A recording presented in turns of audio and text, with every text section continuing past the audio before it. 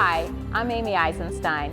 Today I have the pleasure of having a friend, a colleague, and a mentor, Tom Ahern here, an expert in our field on case statements. Welcome, Tom. Thank you, Miss Frankenstein. Thank you for joining me. That's an inside joke we'll share with our watchers later or not. So today we want to talk about case statements. Okay. What can you tell me about case statements? Good, bad, ugly? Well, mostly they're done for capital campaigns. And so if you read any book about capital campaigning, you get to a chapter and it says, or the end of a chapter usually, it says, and now you must have a case statement to bring to your prospects. Yes. And then you turn the page and it just moves on. Like you suddenly somehow mushrooms grew and you have a case statement. And you know what it is, yes, yes.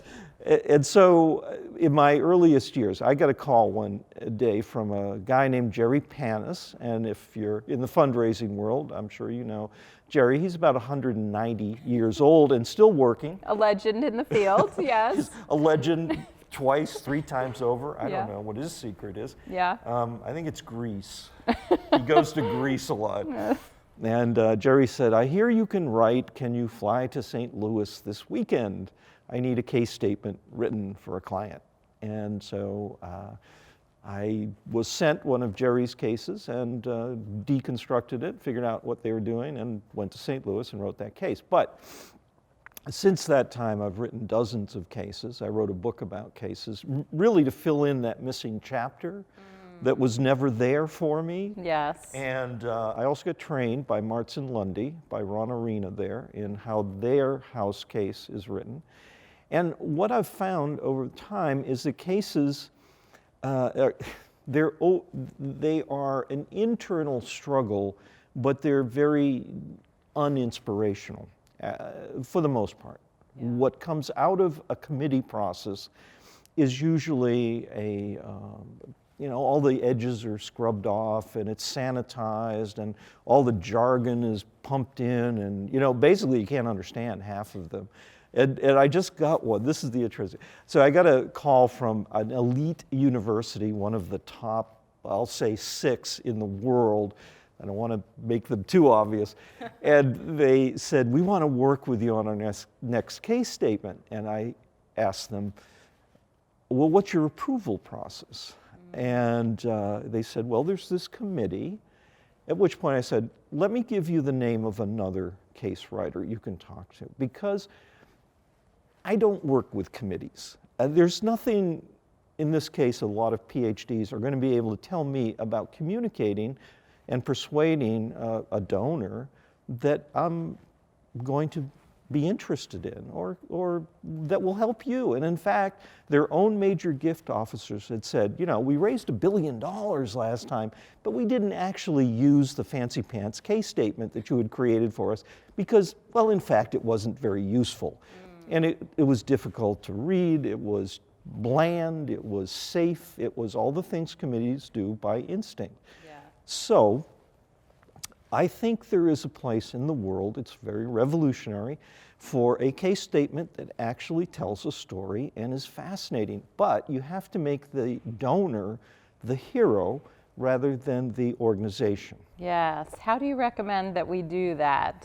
Well, you fire your committee. And yes, well, of course that won't happen. But awareness is helpful.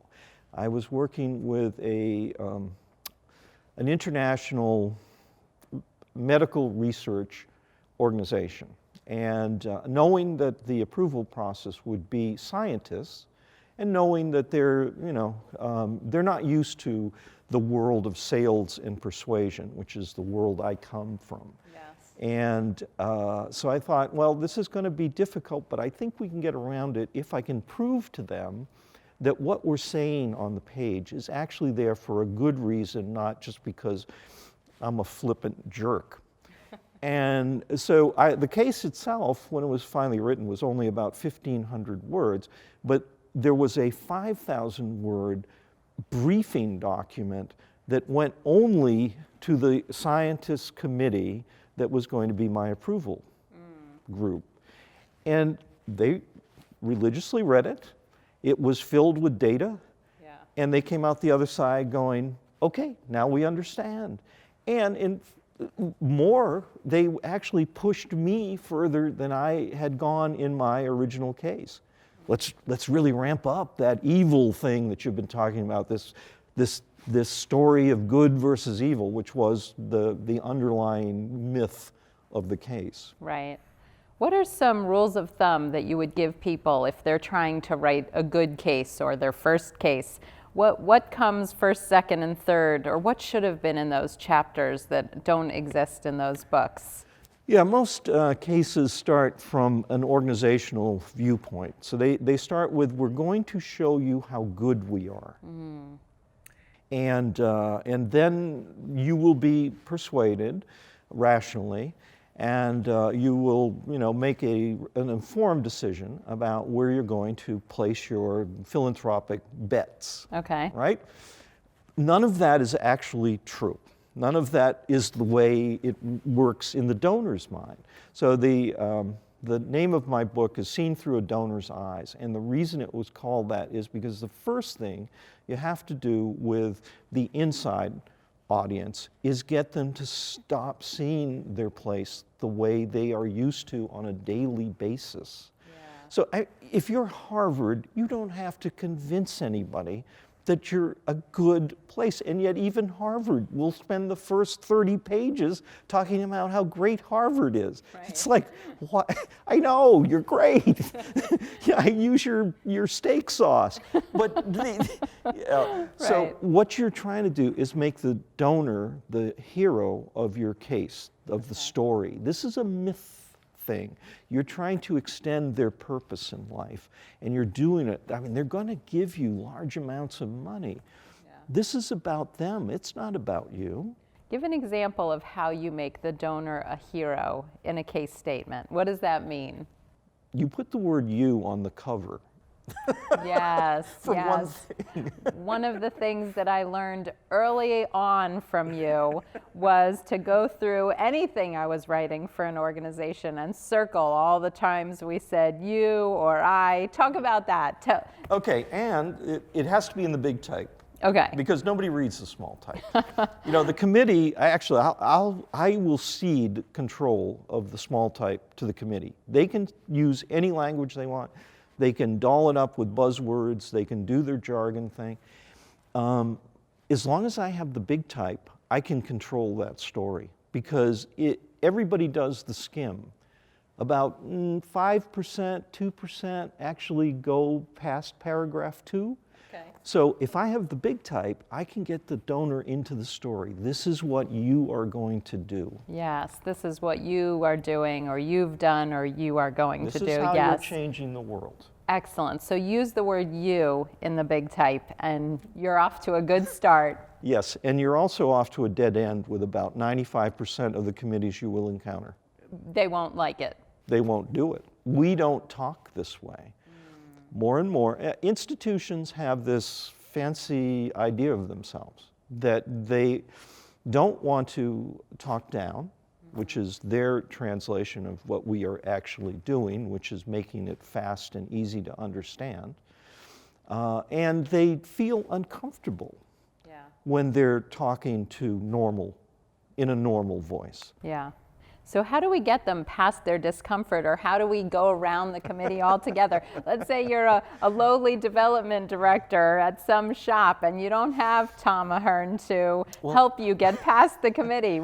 I will cite your own research, Dr. Einstein, and that is that the average tenure of a development director is 16 months. Yeah. One of the key contributing factors, I believe, is being second-guessed by your boss and not being allowed to actually do the work. Yeah. The fundraiser should have total control, absolute dictatorial, Donald Trump control of every donor communication.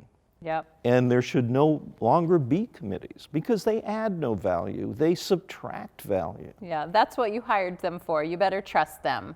Absolutely. And trust them until it's not working, and then you can find somebody else. But while they're there, trust them, right? They have to do their work. Yeah. And a lot of the work is communications, and it is storytelling, and it is making the donor part of this story that you are formulating. Wonderful.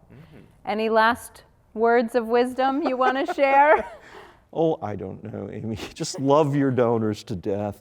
I'm trying to explain this concept of loverizing, which is just another word for donor centricity. Yeah. And what I think you need to see yourself as is a golden retriever with a big tail wagging, and you're coming running at me, and all you want to do is put your paws up on my shoulder and fling spit all over your donor and lap them to death and kiss them and hug them. Yeah, that's what we want to do to our donors. Just love them up, right? Love them up. Yeah, absolutely. Great. Tom, thank you so much for being here. It's always a pleasure. My pleasure. Thank you, Amy. Thank you. I hope you found this video empowering. As a member of the fundraising community, I hope that you will empower others by sharing this video with your friends and followers. If you'd like more videos and tips on fundraising, please visit my website, amyeisenstein.com. Thanks for all you do to make the world a better place.